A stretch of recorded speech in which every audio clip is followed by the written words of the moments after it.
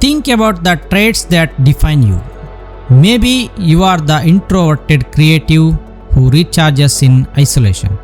Maybe you are the anxious overthinker who plans for every worst case scenario, or the loud outgoing life of the party.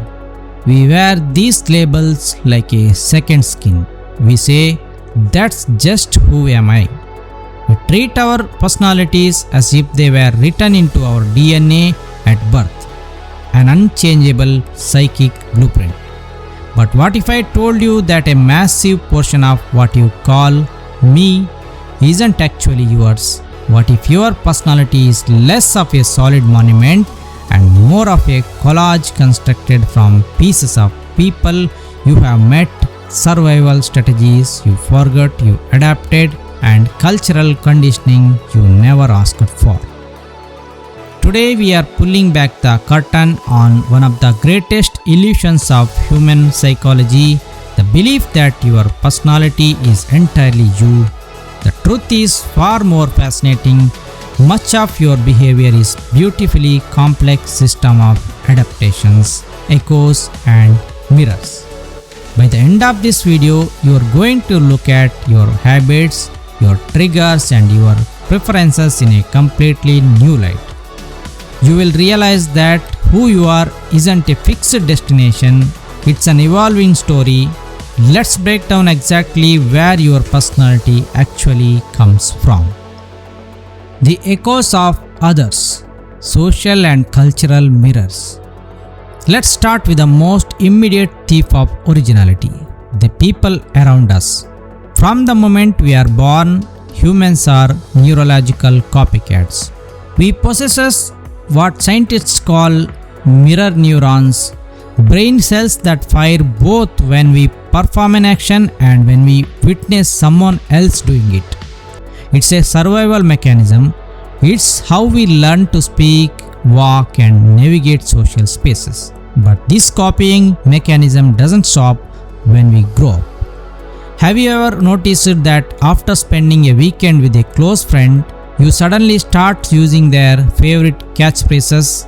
Or maybe you adopted a specific sarcastic tone from an older sibling, or a habit of worrying from a parent. Psychologists call this behavioral mimicry or the chameleon effect. We subconsciously absorb the micro behaviors, accents, tastes in music, and even the emotional reactions of the people we spend the most time with. Expand this beyond your immediate circle to society at large. The culture you grow up in heavily dictates what your personality values. An individualistic culture might shape you to be outspoken and competitive, while a collective culture might shape you to be reserved, accommodating, and deeply community oriented.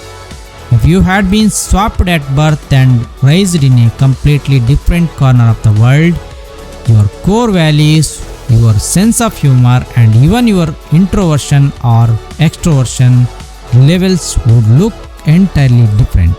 You are, in a large part, an echo of every room you have ever walked into.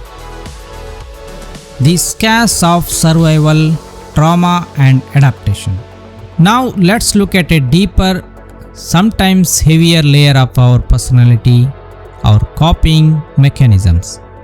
A significant portion of what we celebrate or criticize as personality traits are actually just survival strategies that we ran for so long we forget they were optional. Take perfectionism, for example. We often view a perfectionist as someone who just has a natural, high-achieving personality. But look closer, often perfectionism is a shield developed in childhood, a belief that if I can just perform flawlessly, I can avoid criticism, rejection, or abandonment. Think about the person who is fiercely, stubbornly independent. The one who proudly claims, I don't need anyone's help. That's just my personality. Is it? Or is it a defense mechanism born from a time when the people they trusted failed them?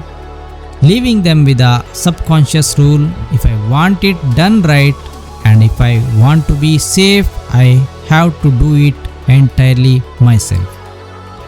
Even being the funny one or the class clown is often a brilliant adaptation designed to diffuse tension in a stressful household. When we mistake our defense mechanism for our identity, we trap ourselves. We say, "This is who am I," when we should be saying, "This is how I learned to survive." The biology sandbox: genetics versus expression. Now, to be completely fair, we can't ignore science. Biology does play a massive role. Behavioral genetics show that roughly 40 to 50% of our personality traits are heritable. Things like our baseline sensitivity to stress, your thrill-seeking tendencies, or your natural inclination toward introversion or extroversion are rooted in our neurochemistry, the way our brain processes dopamine and handles cortisol. But here is the catch, and it's a beautiful one. Genetics is not destiny. Think of your DNA as a sandbox. It sets the boundaries of where you can play, but it doesn't decide what you build inside it. This is the field of epigenetics and gene-environment interaction. You might have a genetic predisposition toward anxiety. That is the biological hardware. But whether that gene is turned on or off and how it expresses itself depends entirely on your environment, your choices, and your self-awareness.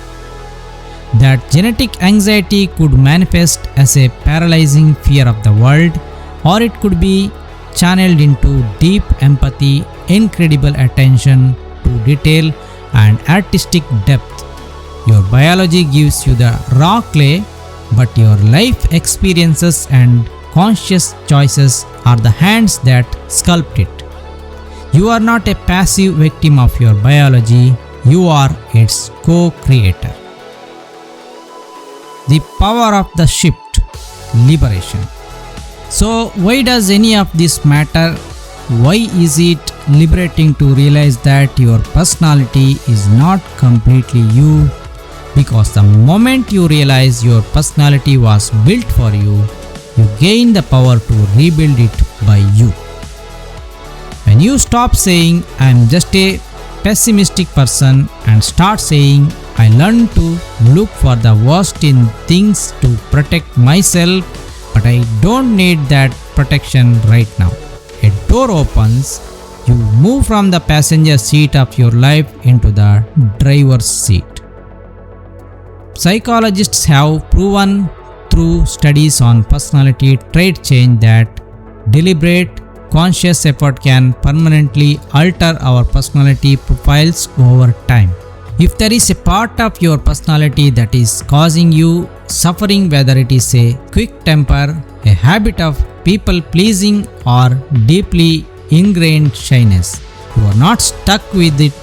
It is a soft-wired program, not a hard-wired circuit. You can unlearn the echoes, heal the survival scares, and choose a new way to respond to the world. Who you truly are is not the sum of your automatic reactions. Your true self is the observer behind those reactions. You are the consciousness that gets to decide which traits to keep, which to let go of, and which to build from scratch. You are an author holding a pen, looking at a book that is still being written. If this video made you rethink habit or a trait you have carried for years, drop a comment below. I would love to hear which part resonated with you the most. Don't forget to hit the like button if you found value in this, and subscribe for more deep dives into human mind. Until next time, stay curious, look closely at who you think you are, and keep building the person you want to become. See you in the next video. Thank you.